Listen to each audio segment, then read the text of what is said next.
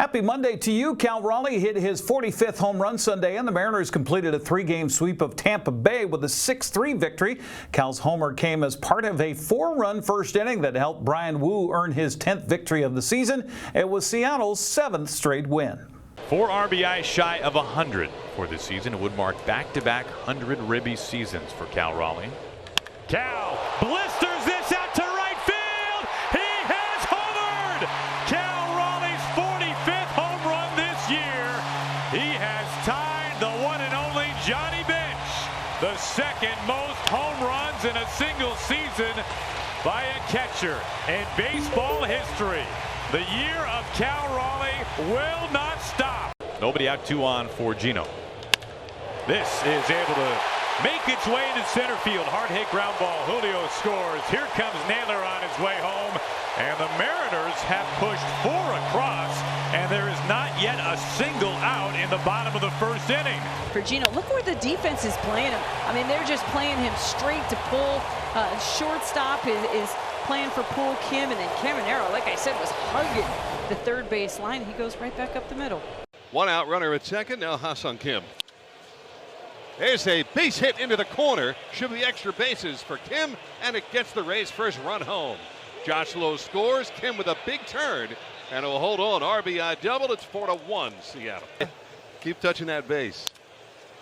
Simpson will score on the ground ball by Yandy Diaz, and the Rays have trimmed the deficit 4-2. 2 out, nobody on for Ha-Seong Kim. To left field. Back goes Arozarena, and Kim is having himself a day.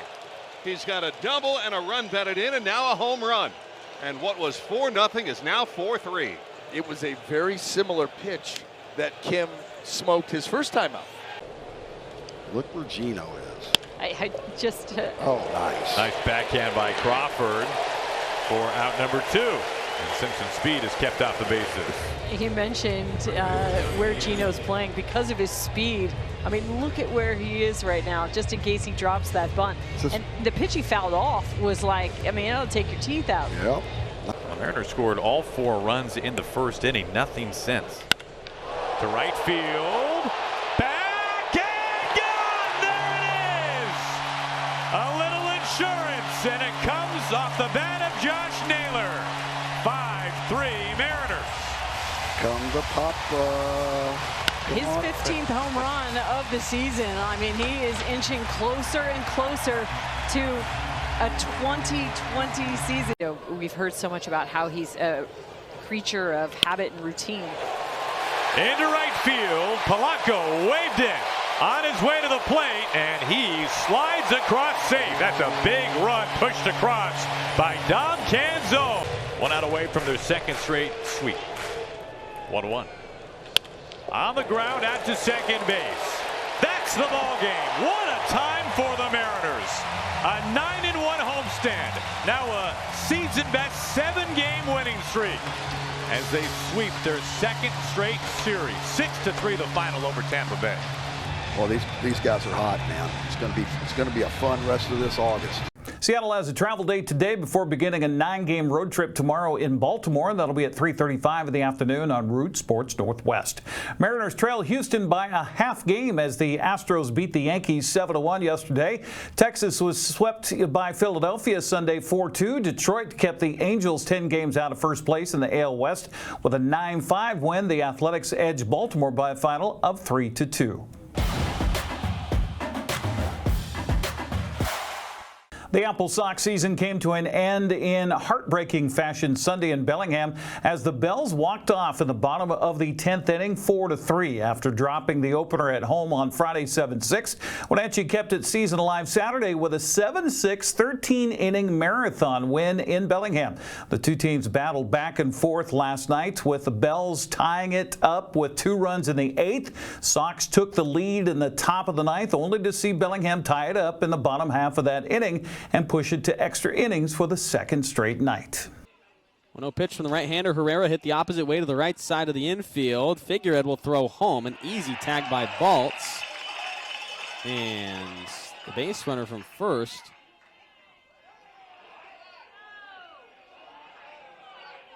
Some confusion here.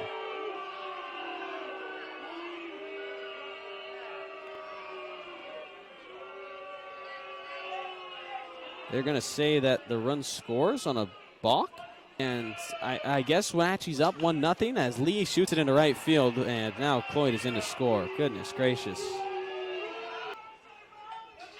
Sell will swing away and slice it into left center field. Headed towards the gap. On the run is Lee. It's over his head. Drops in for a base knock. Sell, an RBI double. Cuts the lead in half for the AppleSox. It's 2-1.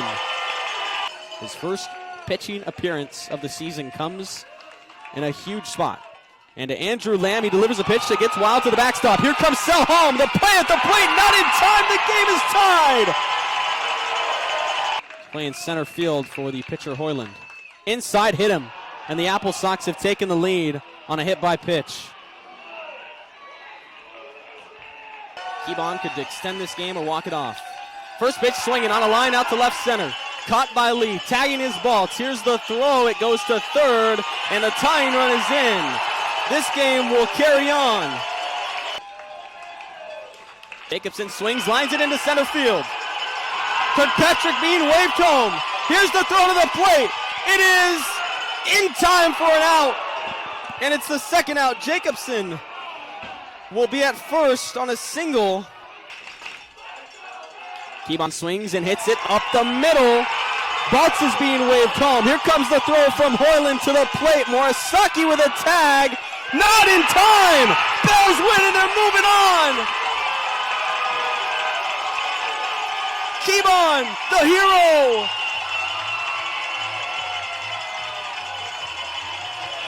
The AppleSox season is over. Evan Cloyd was 2 for 5 Sunday in the loss and earned the WCL Player of the Week honors. He hit .519 in 6 games last week for the AppleSox. Edmonton edged Victoria 7-6 Sunday to win the other North Division playoff series 2-1. Corvallis shut out Bend 10-zip to take its series with the Elks 2-1. Portland swept Marionberries with wins on Friday and on Saturday. Teams have the day off today before playing for division championships tomorrow. Edmonton will host Bellingham for the North Division title. That'll be at 6:35 Tuesday, while Portland is hosting Corvallis for the South title.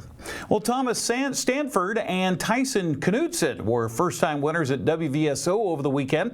Stanford drove his number 19 Jerry's Auto Supply Pro Late Model to a main event victory. The East Wenatchee man finished in front of Lake Stevens' Chad Fitzpatrick and Quincy's Michael Knudsen.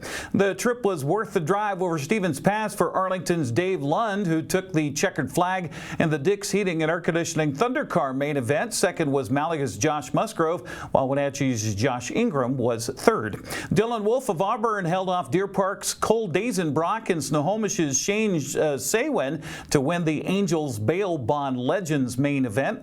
Tyson Knudsen won for the first time this season in the Knudsen General Contracting Bandoleros main event. The Quincy driver placed in front of Graham's Lonnie Langston and Cashmere's Piper Andrus.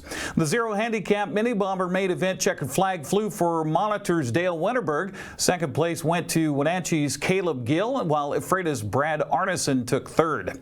Monster trucks make the return to WVSO this Friday and Saturday with the Malicious Monster Truck Tour coming to town. In addition, racing Friday and Saturday will include the Plum Perfect Roadrunners, WMRA Midgets, Rockstar Energy B-Mods, and B&T Towing Youth Roadrunners. Gates will open on Friday and Saturday at 4:30. Racing getting underway at 6. Dan Kuntz will have a preview with Jeremy Anders. That'll be Wednesday on Wake Up Wenatchee Valley. That's a look at sports news. I'm Eric Granstrom. Have a happy Monday.